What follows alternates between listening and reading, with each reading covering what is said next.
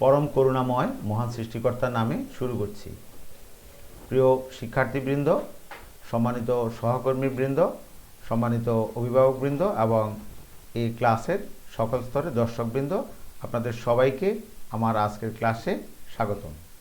প্রিয় শিক্ষার্থী, তোমাদের সবাইকে আবারও একবার শুভেচ্ছা জানিয়ে আজকের ক্লাস শুরু করছি। শিক্ষার্থীবৃন্দ, বরাবরের মতো প্রথা অনুযায়ী শুরুতে আমার পরিচিতিটুকু তোমাদের দিচ্ছি। আমি সঞ্জয় ভৌমিক, প্রভাষক, প্রাণীবিদ্যা বিভাগ, গৃহকালিন্দিয়া হাজের হাসমত ডিগ্রি কলেজ, ফরিদগঞ্জ, চাঁদপুর।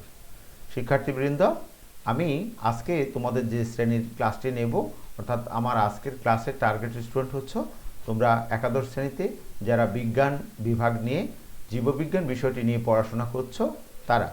আমি তোমাদের আজকে পড়াবো জীববিজ্ঞান দ্বিতীয় পত্র, আর তোমাদের এই দ্বিতীয় পত্রের অধীনে আমি পড়াবো আজকে দ্বিতীয় অধ্যায়।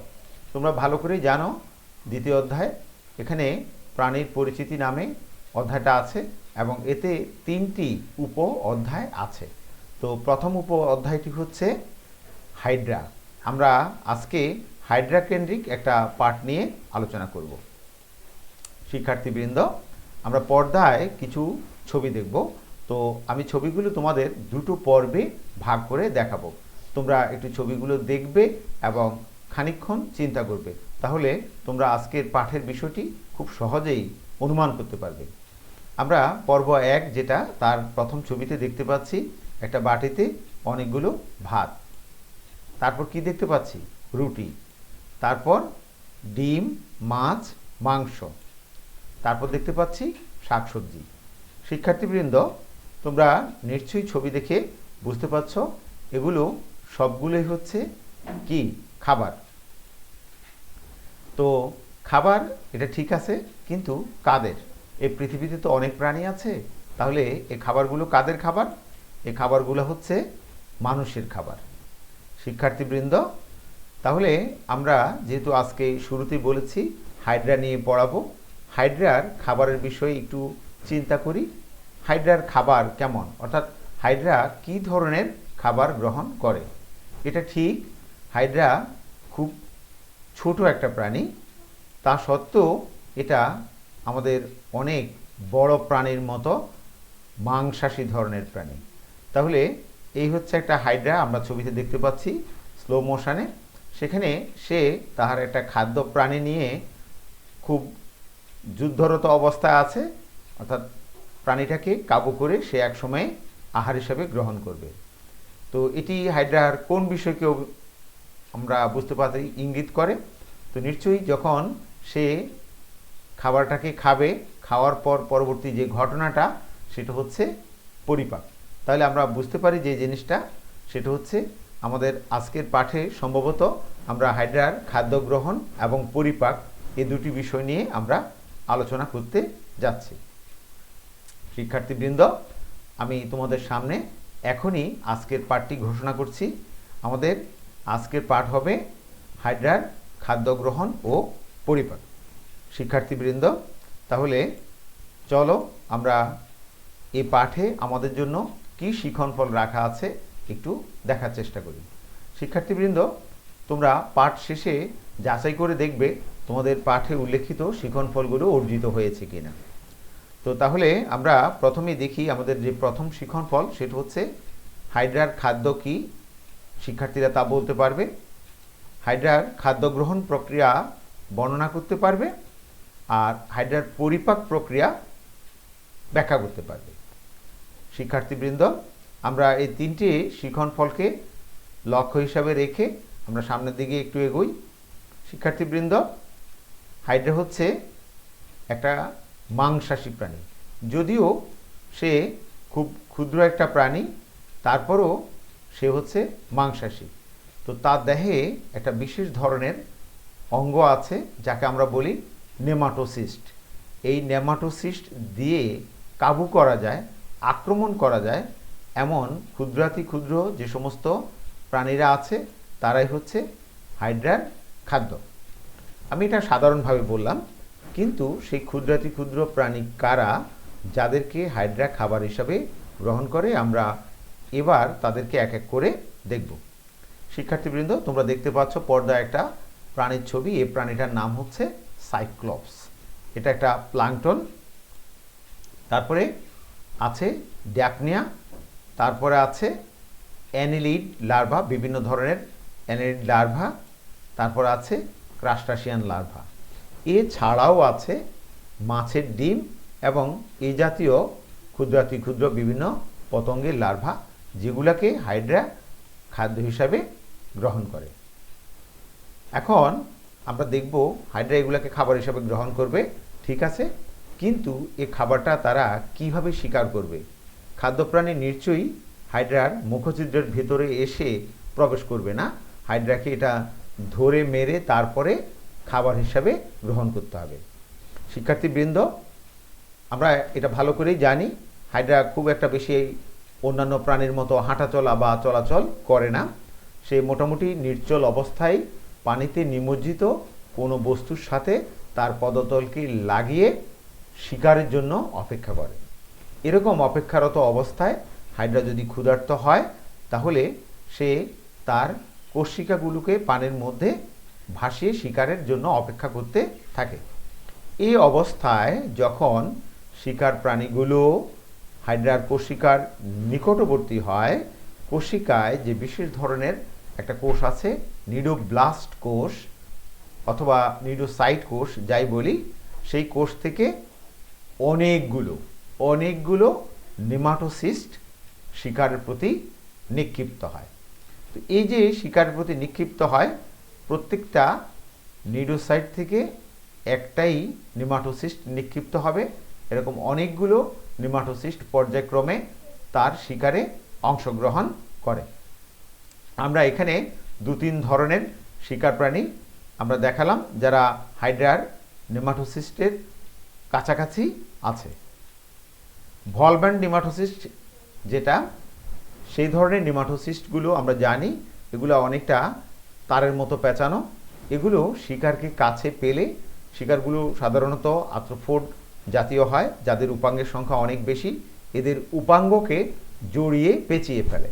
ফলত এই শিকার প্রাণীগুলো হাইড্রার নাগাল থেকে আর যেতে পারে না। আমরা জানি হাইড্রার বিভিন্ন ধরনের নেমাটোসিস্ট আছে, তার মধ্যে আরেকটা নেমাটোসিস্ট আছে যেটাকে বলা হয়, আমরা বলে থাকি পেনিট্রেন্ট নেমাটোসিস্ট। এই পেনিট্রেন্ট নেমাটোসিস্ট এটা কি করে? খাদ্য প্রাণীকে বিদ্ধ করে। আমরা জানি পেনিট্রেন্ট নেমাটোসিস্টের ভেতরে এক ধরনের তরল পদার্থ থাকে যা বিষ, এটার নাম হচ্ছে হিপনোটক্সিন। এই হিপনোটক্সিনগুলো যখন তার শিকার প্রাণীর প্রতি নিক্ষিপ্ত হয় তখন শিকার প্রাণীগুলো এই বিষের প্রভাবে অবশ হয়ে যায়। তারপরে হাইড্রা তার কোষিকা দিয়ে সেই অবশ করা প্রাণীকে তার মুখছিদ্রের কাছে নিয়ে তারপরে মুখছিদ্রের ভিতরে দিয়ে পুড়ে ফেলে বা প্রবেশ করায়। আর অন্যান্য যে নেমাটোসিস্টগুলো আছে, আমরা জানি আরও 2 ধরনের নেমাটোসিস্ট, একটা হচ্ছে স্টেরিওলিন গ্লুটিনেন্ট এবং অন্যটা হচ্ছে স্ট্রেপ্টোলিন গ্লুটিনেন্ট, অর্থাৎ সহজ কথায় গ্লুটিনেন্ট জাতীয় নেমাটোসিস্ট। এদের মূল কৌশল হচ্ছে আঠা। এরা গ্লুয়ের মতো আঠা দিয়ে এরা কি করে? এরা শিকার প্রাণীকে আটকে ফলে তারা আর যেতে পারে না। তো এক সময়ে হাইড্রা খাবার তার নাগালে নিয়ে আসে এবং সেটা পরিপাক করে। এবার আমরা দেখব খাদ্য কী জিনিস জানলাম, খাদ্য ধরার পদ্ধতি জানলাম, হাইড্রা কি করে তার খাদ্যকে পরিপাক করে। অর্থাৎ এবার আমরা দেখব তার পরিপাক পদ্ধতির বিভিন্ন ধাপসমূহ। শিক্ষার্থীবৃন্দ, আমরা এই যে পরিপাক পদ্ধতি বললাম, হাইড্রা একবারে মুখে দিয়ে খাবারকে হজম করে ফেলে না। তার পরিপাক প্রক্রিয়ার কতগুলো ধাপ আছে, আমরা সেই ধাপগুলোর কথা এক এক করে এখন দেখব। প্রথম ধাপই হচ্ছে তার খাদ্য গ্রহণ, যেটা মাত্র আমরা আলোচনা করে সারলাম। দ্বিতীয় ধাপে আমরা যদি দেখি তাহলে খাদ্য পরিপাক, যেটা এখন আমরা আলোচনা করব। তারপরে কি আছে? খাদ্য সার পরিশোষণ। তারপরে আছে আমরা যেটা দেখব খাদ্য আত্তীকরণ এবং সবশেষে আছে খাদ্যের অপাচ্য অংশ নিষ্কাশন অথবা বহিষ্করণ। মোটামুটি এই 5টি ধাপে হাইড্রার পরিপাক প্রক্রিয়া সম্পন্ন হয়। শিক্ষার্থীবৃন্দ, আমরা এবার হাইড্রার খাদ্য গ্রহণ পদ্ধতিটা একটু দেখি। হাইড্রা যে খাবারকে শিকার করলো সেটা কি করে সে তার দেহের ভেতরে পরিপাক করবে। তো সেখানে আমরা জানি হাইড্রার দৈহিক গঠনে উঁচু মতো একটা জায়গা আছে যার চূড়ায় মুখছিদ্র অবস্থিত, সেই জিনিসটাকে বলা হচ্ছে হাইপোস্টোম। এই হাইপোস্টোম দিয়ে খাবারটা মুখছিদ্র হয়ে হাইপোস্টোম দিয়ে খাবারটা তার যে ভিতরে আমাদের পাকস্থলীর মতো একটা গহ্বর আছে যাকে আমরা বলি সিলেন্টেরন, এই সিলেন্টেরনে প্রবেশ করবে। তো যখন সিলেন্টেরনে প্রবেশ করে তখন প্রবেশ করার ক্ষেত্রে হাইপোস্টোম এবং দেহপ্রাচীরের যে কোষগুলো আছে তাদের সংকোচন এবং প্রসারণ অনেকটা তাদেরকে সাহায্য করে। এই সাহায্যের ফলে তারা আস্তে আস্তে আমাদের যেরকম গলবিল দিয়ে খাদ্য নিচের দিকে যায় এরকম সেই খাবারটা সিলেন্টেরনে প্রবেশ করবে। খাদ্য সিলেন্টেরনে প্রবেশের সময় আমরা এও জানি তার মুখছিদ্রের চারপাশে বেশ কিছু গ্রন্থি কোষ থাকে। এই গ্রন্থি কোষগুলোর কাজ হচ্ছে প্রথমত মিউকাস জাতীয় তরল নিঃসরণ করা। এই মিউকাস জাতীয় তরল যখন নিঃসৃত হয়, আমাদের যেরকম লালা মিশ্রিত হয়ে আমরা খাবারকে খুব সহজে গলাধঃকরণ করি, এই মিউকাস জাতীয় তরল নিঃসৃত হয়ে খাদ্যকে পিচ্ছিল করবে, ফলে তার খাবার গ্রহণ করা সহজ হয়ে যায় এবং খাবারটা খুব সহজেই সিলেন্টেরনে পৌঁছে যায়। আমরা এই স্লাইডের বাম পাশে কিছু ছবি দেখতে পাচ্ছি। সেখানে আমরা দেখতে পেলাম এই একটা হাইড্রা, তার কাছাকাছি একটা খাবার যেটা একটু লাল রং দিয়ে দেখানো হলো, তারপরে সেটা মুখছিদ্রের কাছে হলো, একসময় মুখছিদ্র দিয়ে সে খাবারটা প্রবেশ করছে আমরা দেখতে পাচ্ছি, এবং পরবর্তী চিত্রে আমরা যেটা দেখতে পাচ্ছি খাবার হাইড্রার সিলেন্টেরনের ভেতরে প্রবেশ করে গেছে। আমরা পরের স্লাইডে চলে যাই। আমরা এখানে যেটা দেখব, হাইড্রা খাবারকে সিলেন্টেরনে নিয়ে নিয়েছে, এখন এই খাবারটাকে সে পরিপাক করবে। বলে রাখা ভালো, হাইড্রা যদিও খুব ছোট একটা প্রাণী হয়ে থাকে, তার খাবার পরিপাকের পদ্ধতি হচ্ছে দুই ধরনের। একটা হচ্ছে বহিঃকোষীয় পরিপাক, একটা হচ্ছে অন্তঃকোষীয় পরিপাক। অর্থাৎ হাইড্রা বহিঃকোষীয় এবং অন্তঃকোষীয় উভয় ধরনের পরিপাক পদ্ধতিতেই খাবার পরিপাক করে থাকে। এখন তাহলে বলি বহিঃকোষীয় পরিপাকটা কি। কোষের বাইরে অর্থাৎ সিলেন্টেরনের মধ্যে খাদ্যবস্তুর যে পরিপাক হয় সেই পরিপাককে বলা হচ্ছে বহিঃকোষীয় পরিপাক। হাইড্রা প্রথমত খাবার যা সে গ্রহণ করেছে তাকে এই বহিঃকোষীয় পরিপাকের সাহায্যে হজম করবে। তো এক্ষেত্রে খাবারটা যখন তার মুখছিদ্র হয়ে সিলেন্টেরনে পৌঁছানোর পর তার অন্তঃত্বকে ফ্লাজেলাযুক্ত কিছু কোষ আছে, সেই কোষগুলোর আন্দোলনে খাদ্যটা অনেকটা চূর্ণ বিচূর্ণ হবে। জিনিসটা অনেকটা আমরা গ্লাসে পানির মধ্যে চিনি দিয়ে যেভাবে চামচ দিয়ে নাড়াতে নাড়াতে একসময় চিনির কণাগুলো অদৃশ্য হয়ে যায়, ঠিক এরকম এই ফ্লাজেলা সে কী করবে, সেই খাদ্যবস্তুকে খুব নাড়াচাড়া করবে, যার ফলে খাদ্যবস্তুটা অনেকটা চূর্ণ বিচূর্ণ হয়। তারপর অন্তঃত্বকের যে গ্রন্থি কোষগুলো আছে, এই গ্রন্থি কোষগুলো থেকে বিভিন্ন ধরনের এনজাইম খরিত হবে। তবে বলে রাখা ভালো, হাইড্রা যেহেতু মাংসাশী, সে মাংস ভোজন করে, তাহলে মাংসটা হচ্ছে প্রোটিন জাতীয় খাবার। তো এই প্রোটিন জাতীয় খাবারকে পরিপাক করতে পারে এমন এনজাইমই প্রধানত নিঃসৃত হবে। সে ধরনের একটি এনজাইম হচ্ছে পেপসিন। এই পেপসিন নামক এনজাইমের প্রভাবে খাদ্যের যে প্রোটিন উপাদান সেটা পরবর্তী ভাঙার যে রূপটা অর্থাৎ পলিপ্যাপটাইডে পরিণত হবে। অন্যান্য যে উপাদানগুলো আছে প্রথমত এই ক্ষেত্রে তাদের কোনো পরিপাক হয় না। আমরা আরেকটা চিত্র যেটা ডান পাশে আছে দেখতে পাচ্ছি, এই হচ্ছে হাইড্রার খাবার দাবার, সেটা প্রবেশ করলো তার সিলেন্টেরনে। তারপর এখানে একটু বড় করে তোমাদেরকে অন্তঃত্বকীয় গ্রন্থিকোষগুলো দেখানো হয়েছে, যেখান থেকে বিভিন্ন এনজাইম নিঃসৃত হচ্ছে এবং এই এনজাইমের প্রভাবে খাবারগুলা ভাঙছে, এটা আমরা এখানে দেখতে পাচ্ছি। তাহলে আমরা আরেকটা ছবি দেখি। আমরা এখানেও আরেকটা ছবি অন্তঃত্বক থেকে নিয়ে দেখিয়েছি। এই যে এনজাইম অন্তঃত্বক থেকে নিঃসৃত হয়েছে আর সেটা ভক্ষিত যে খাদ্যবস্তু তার মধ্যে পড়ছে। তো এক সময়ে একসময় কিন্তু পরবর্তীতে আমরা যে অন্তঃকোষীয় পরিপাক পড়াবো সেগুলো খাদ্য গহ্বর সৃষ্টির মাধ্যমে কোষের ভিতরে প্রবেশ করছে। এটা এখন আমরা বলিনি, একটু পরেই আমরা বলছি। যাই হোক, এবার আমরা বলবো অন্তঃকোষীয় পরিপাক। এই পরিপাকটা স্বভাবতই হবে কোষের অভ্যন্তরে। তাহলে আমরা বলে রাখি, কোষের অভ্যন্তরে তো কোথায়? খাদ্য গহ্বর সৃষ্টির মাধ্যমে খাদ্যবস্তুর যে পরিপাক প্রক্রিয়া হাইড্রার দেহে সংগঠিত হবে, সেটাই হবে হাইড্রার অন্তঃকোষীয় খাদ্য পরিপাক। সিলিন্টেরনের মধ্যে যে বহিঃকোষীয় পরিপাক হয়েছিল সেখানে কিন্তু একদম খাবার পুরোপুরি পরিপাক হয়নি, সেটা খাবারের অংশত পরিপাক হয়েছে। অর্থাৎ আমরা বলবো সিলিন্টেরনে যে আংশিক পাচিত বা পরিপাকৃত খাদ্য, সেটা যখন ফ্লাজেলাগুলো সঞ্চালিত হবে তখন এই খাবার কণাগুলো আরও ক্ষুদ্র ক্ষুদ্র ক্ষুদ্র ক্ষুদ্র কণায় পরিণত হবে। হাইড্রার অন্ততকে আরেক ধরনের বিশেষ কোষ থাকে যেগুলোকে বলা হয় ক্ষণপদীয় কোষ। এই ক্ষণপদীয় কোষগুলো তখন ক্ষণপদ বিস্তার করবে এবং ওই যে ফ্লাজেলাগুলা যে খাবারকে ক্ষুদ্র ক্ষুদ্র কণায় পরিণত করেছে, সেই খাবারের কণাগুলোকে তারা ক্ষণপদ দিয়ে চারদিক থেকে ঘিরে ধরবে। অর্থাৎ ফুড কাপ বা তাদেরকে খাদ্য গহ্বর বলা যেতে পারে, সৃষ্টি করে এদেরকে কোষের অভ্যন্তরে নিয়ে নেবে। তারা যখন এই প্রক্রিয়ায় খাবার গ্রহণ করে তখন শুধুই যে তারা খাবারকে কোষের ভেতরে নিয়ে নিচ্ছে তা না, সেই সাথে খাবারের সাথে কিছু পরিমাণ পানি বা তরল পদার্থও গলাধঃকরণ করে। এক পর্যায়ে তারা কি করবে? এই খাবারকে কোষের অভ্যন্তরে নিয়ে পরিপাক করবে। তো আমরা জানি কোষের অভ্যন্তরে নিয়ে খাদ্য গহ্বরের মধ্যে এই জাতীয় খাবারকে পরিপাক করা হয় এবং সেক্ষেত্রে কোষের অভ্যন্তরে যে সাইটোপ্লাজম থাকে, এই সাইটোপ্লাজম থেকে কিছু এনজাইম নিঃসৃত হয়। তো যখন এনজাইম নিঃসৃত হয় তখন এই এনজাইমের সহযোগিতায় খাদ্য পরিপাক হয়। শিক্ষার্থীবৃন্দ,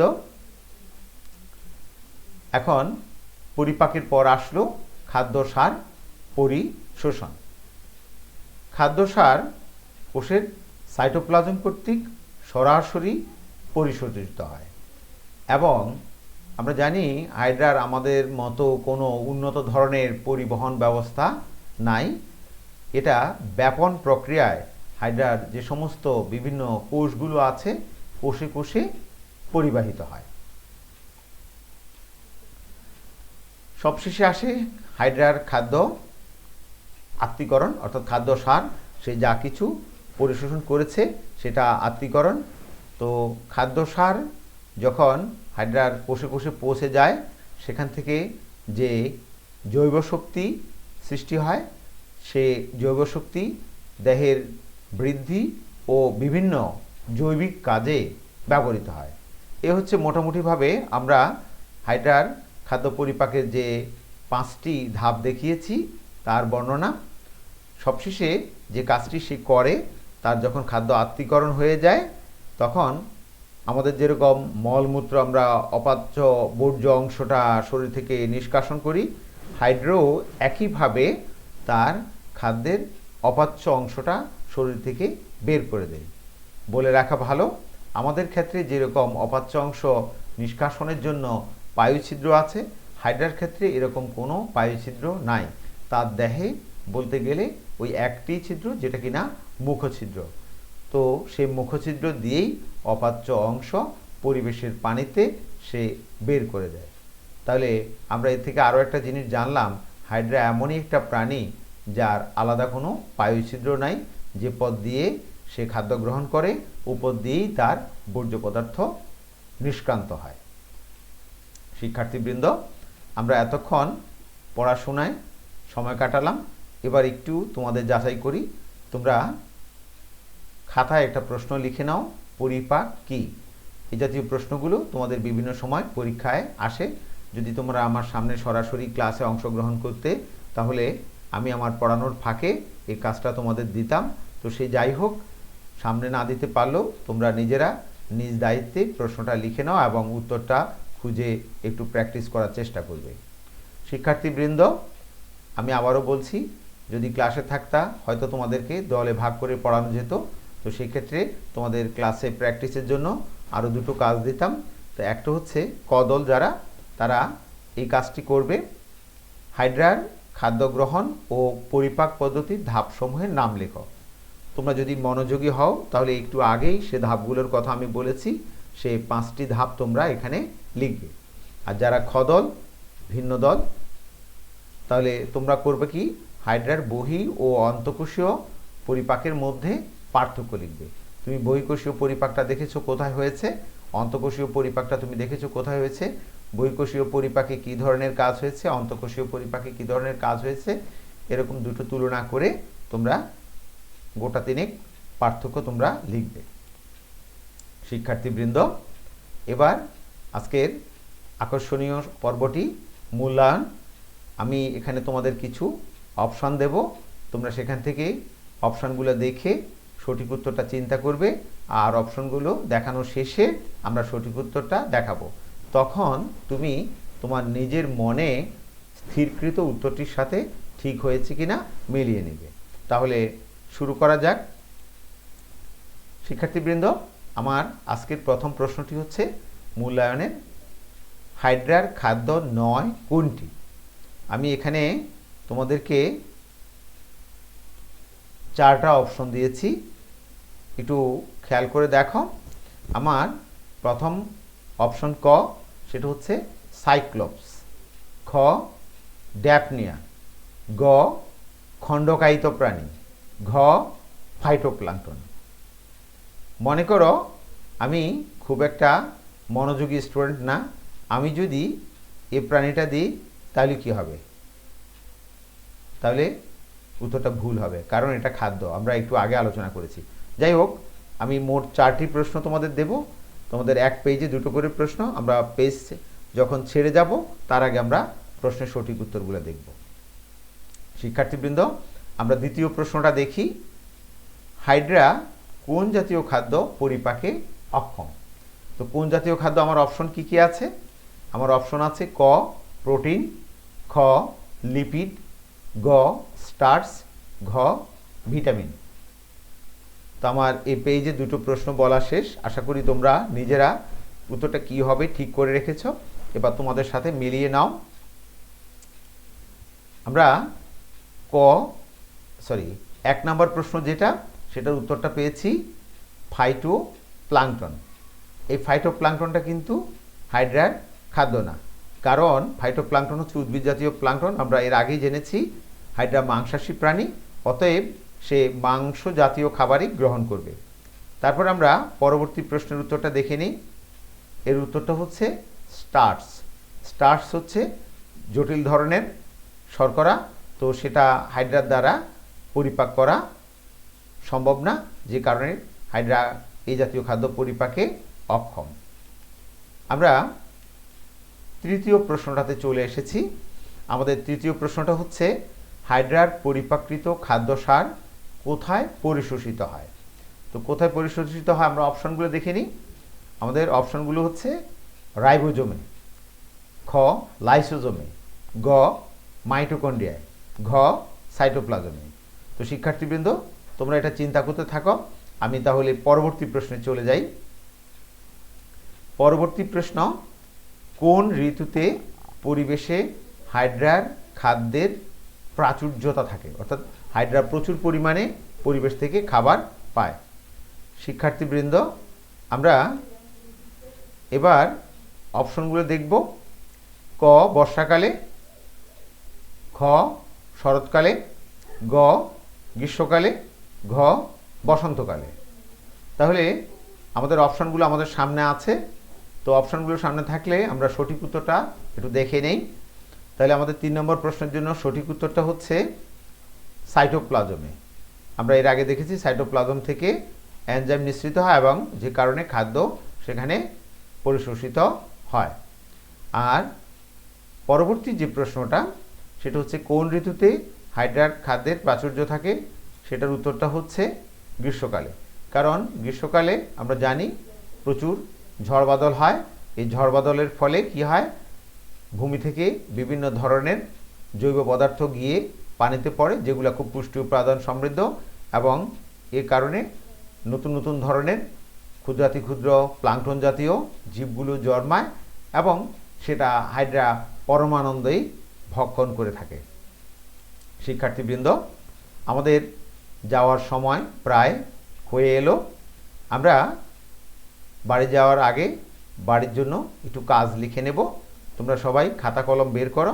খাতা বের করে খাতায় পর্দায় দেখানো প্রশ্নটা লিখে নাও।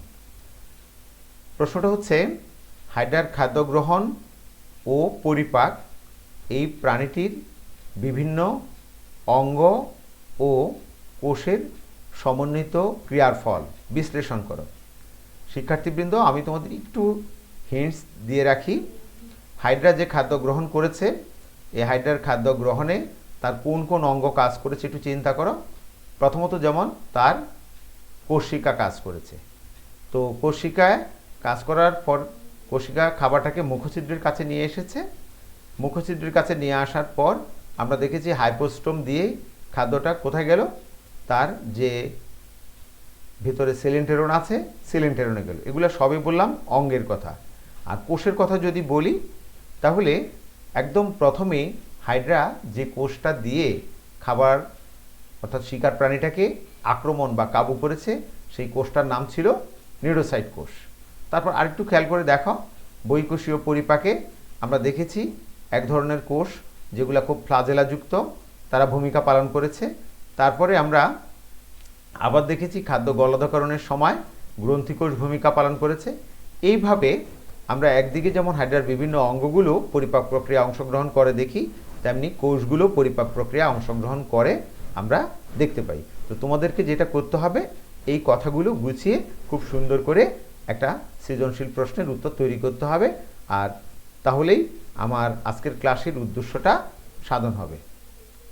শিক্ষার্থীবৃন্দ, তোমরা সবাই মনোযোগের সাথে এতক্ষণ আমার কথাগুলো শুনেছ, সে কারণে তোমাদেরকে আমি অনেক অনেক ধন্যবাদ জানাচ্ছি। তোমরা সবাই ভালো থেকো, সুস্থ থেকো এবং সব সময় সব ধরনের মাদকদ্রব্য থেকে নিজেদেরকে দূরে রাখবে, অন্যদেরকেও দূরে রাখার জন্য তোমাদের প্রচেষ্টা থাকবে। তাহলে আজকের ক্লাস আমি এখানেই শেষ করছি। ধন্যবাদ, সবাই ভালো থেকো।